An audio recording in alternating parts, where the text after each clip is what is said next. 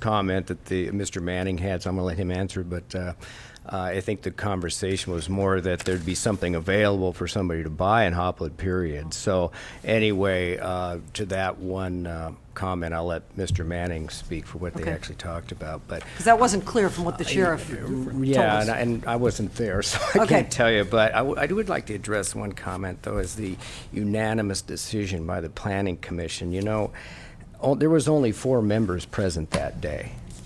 So I wouldn't call it an unanimous decision, and I just think that one of the problems is that they didn't have the slope detail map that was there in front of them like you have today, depicting exactly where and how this is sensitive to this, and it has been properly designed. So I think that, you know, in the site review issue, they bring it up.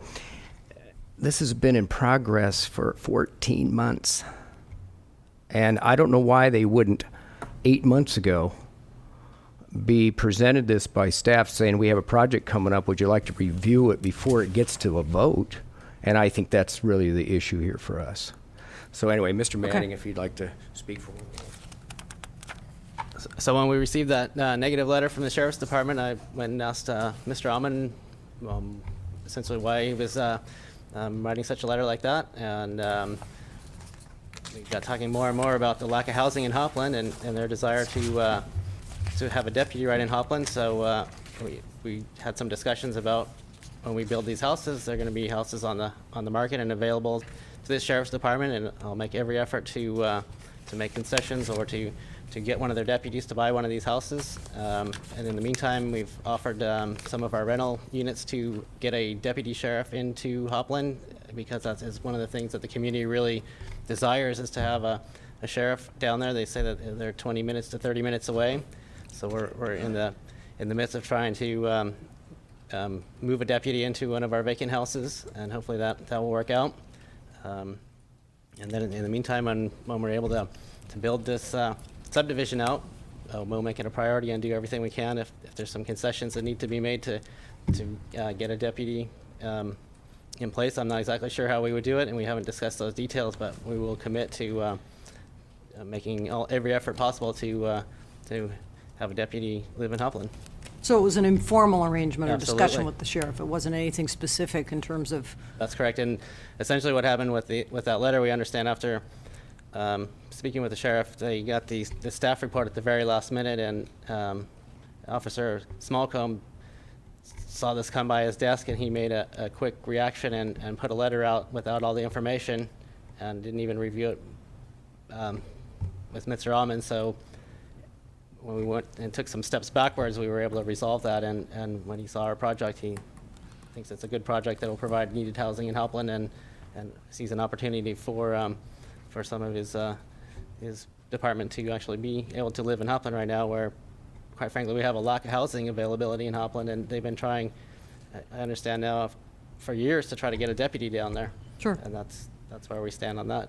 It's just that in terms of deputy salaries, I don't know that they're going to be able to individually afford any property that you might be offering. That's maybe yes, maybe no, but if somebody has dual incomes and they already own a house, and that helps with their down payment and things like this, that is definitely possible.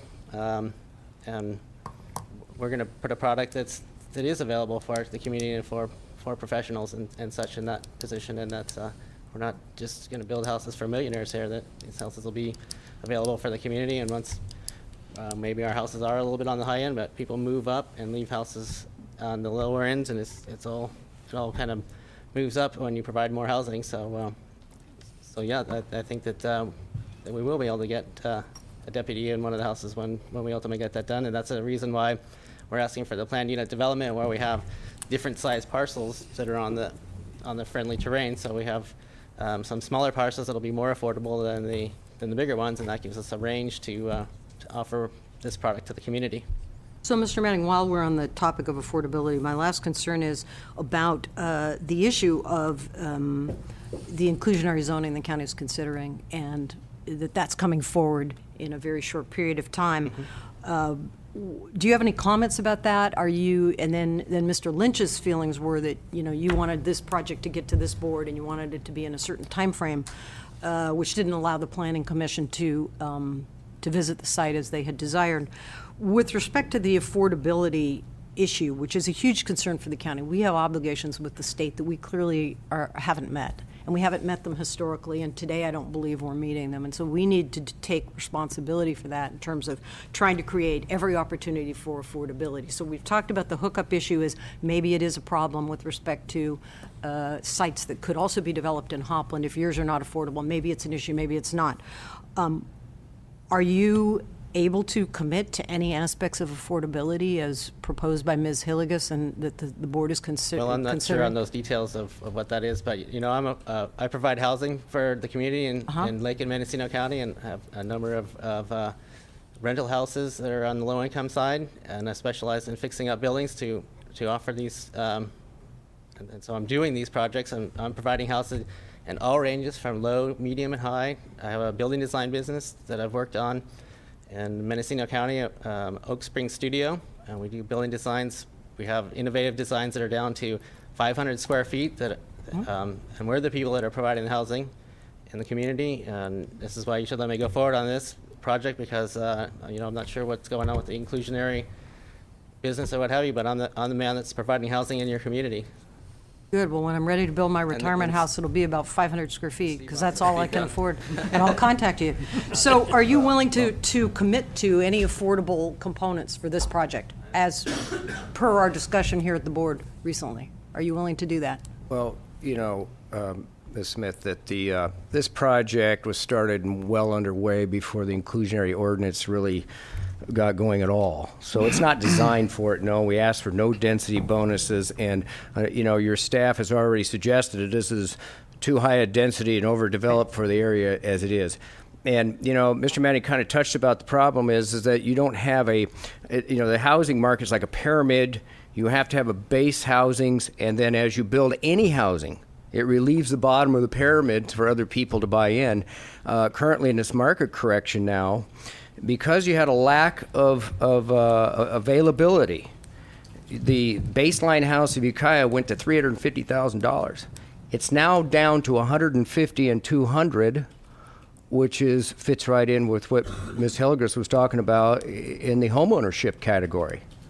So the market's corrected itself to some extent, but you know, it's going to be a voluntary situation. Mr. Manning mentioned that we provide the housing, and I've provided housing for this community. And you need to understand that the density has to be greater. We might have to go to higher, you know, third-story buildings. You know, and we also need to make an agreement with the city of Ukiah and any incorporated areas, because they have the sewer and water facilities, and they have, you know, and you walk to work. Oh, I understand all Yeah. that, Mr. So, Gomes. but- I'm but- talking more about the in lieu fee that could be Well, contributed. Obviously, you Madam can't. Supervisor, I'm getting a very bad gut feeling with this entire conversation, and I'm going to refer to county council.